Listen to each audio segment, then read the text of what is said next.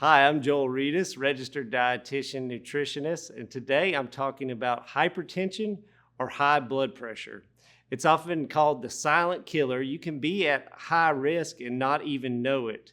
But the good news is what you eat can have an enormous positive impact on those with high blood pressure. So let's get into it.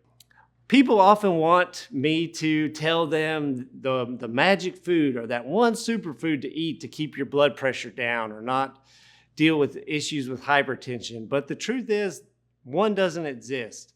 There's not a superfood out there that's going to keep your blood pressure down, but there is a proven meal pattern because what you eat meal after meal, day after day matters so much more than just one food that you're going to eat. So one of the best researched, time-tested eating patterns, you may have heard of it, is called the Dietary Approaches to Stop Hypertension, or DASH for short. Now, really, this is just a great way to eat for just about anybody. There's a huge emphasis on vegetables and fruits, and I'm talking eating 4 or 5 servings a day of each, emphasizing whole grains, lean meats over fatty meats and fried meats, choosing low-fat dairy, and also limiting things that are going to increase blood pressure like sodium, added sugars, and excessive alcohol.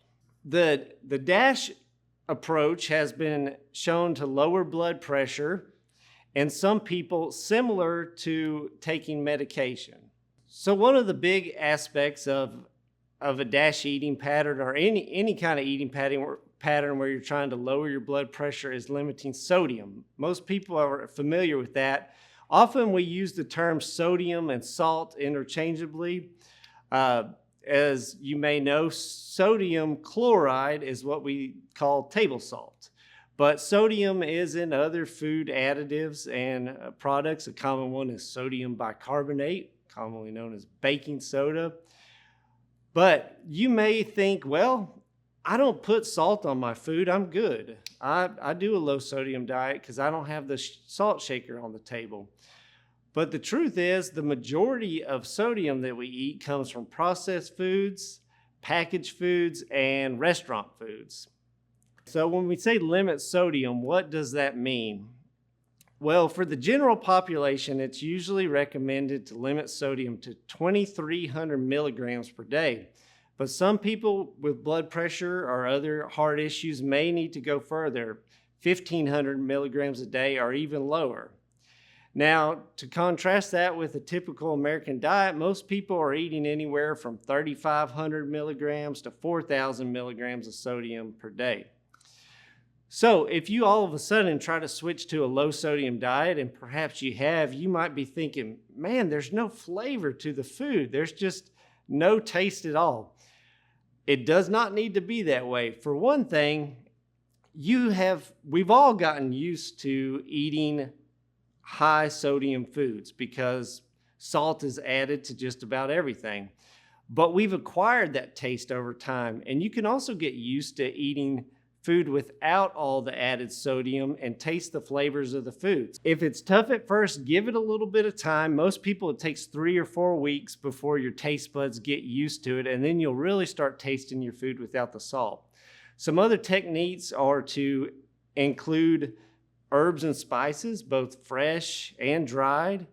You can get a ton of flavor that way. Also, acidic ingredients like citrus, squeeze a little lime juice, lemon juice on there, or vinegar to get some of that flavor. Plus, there's a ton of salt-free seasoning blends available, and you can make your own with different herbs and spices to meet your taste. Sodium is an essential mineral. We need it, but too much can increase your blood pressure.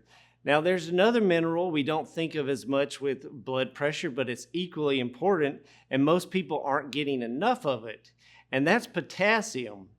Potassium actually helps your kidneys to excrete the excess sodium in your body and keep your blood pressure down. It also helps to keep those blood vessel walls nice and soft and overall reducing your cardiac risk.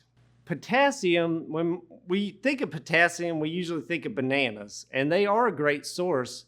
But the truth is, most fruits and vegetables are good sources of potassium, some more than others, but one that people don't think of a lot is potatoes, especially if you leave the skin on. A medium baked potato can have twice the potassium of a banana.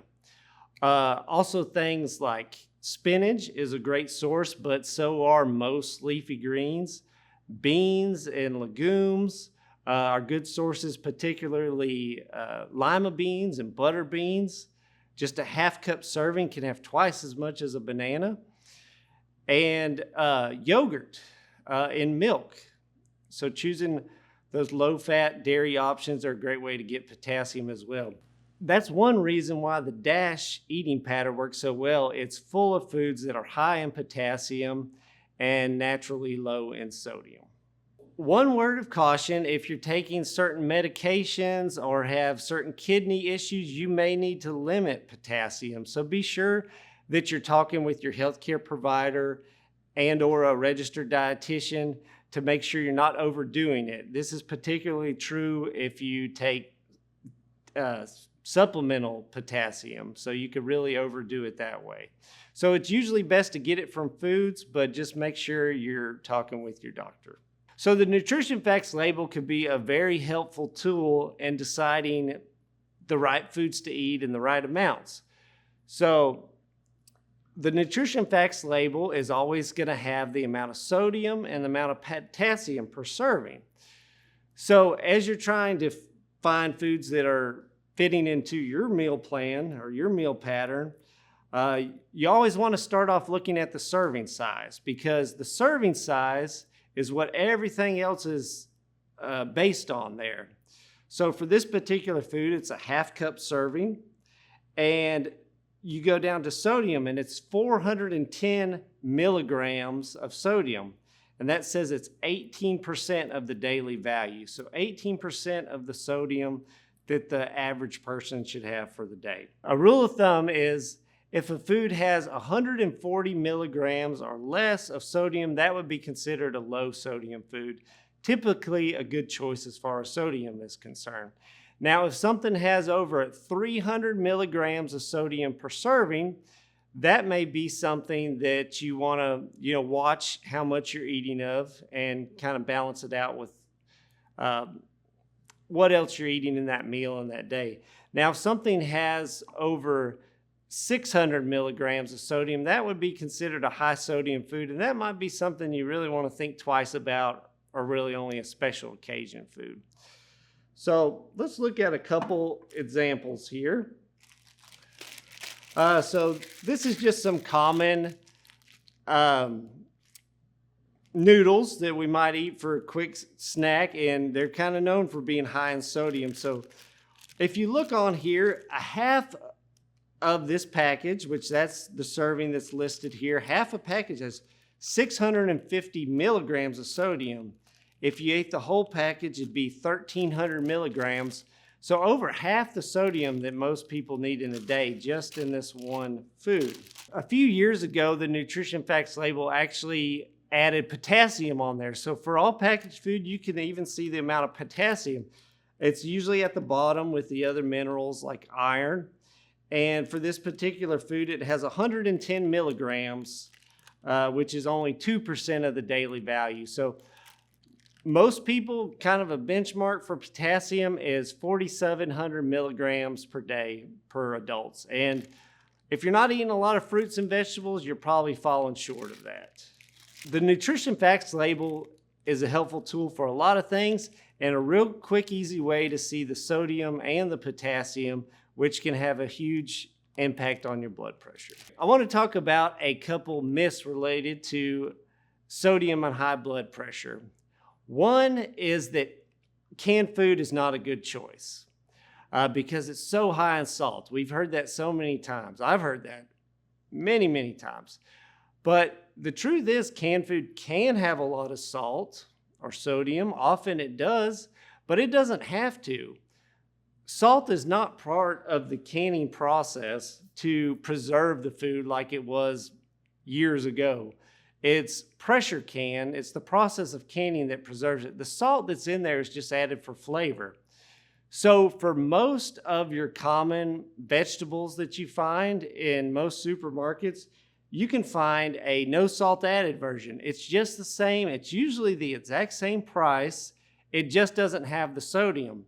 So to contrast these two things, a half cup serving of these regular beans has 410 milligrams of sodium, while a half a cup of these no salt added beans only has 5 milligrams, or really just a negligible amount.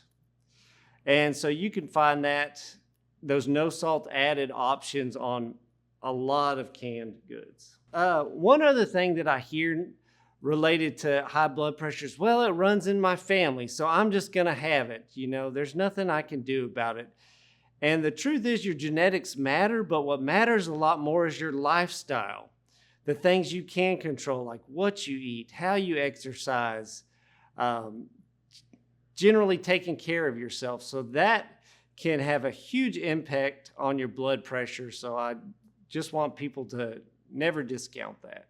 So I hope you feel empowered to take some steps to lower your blood pressure or stay at low risk for high blood pressure by eating the right foods. And it comes down to eating the right amounts, choosing those nutrient-rich options, often with high fruits and vegetables. Check out the DASH eating pattern if that's something that you'd like to do. And be sure to talk about any changes that you make with your healthcare provider.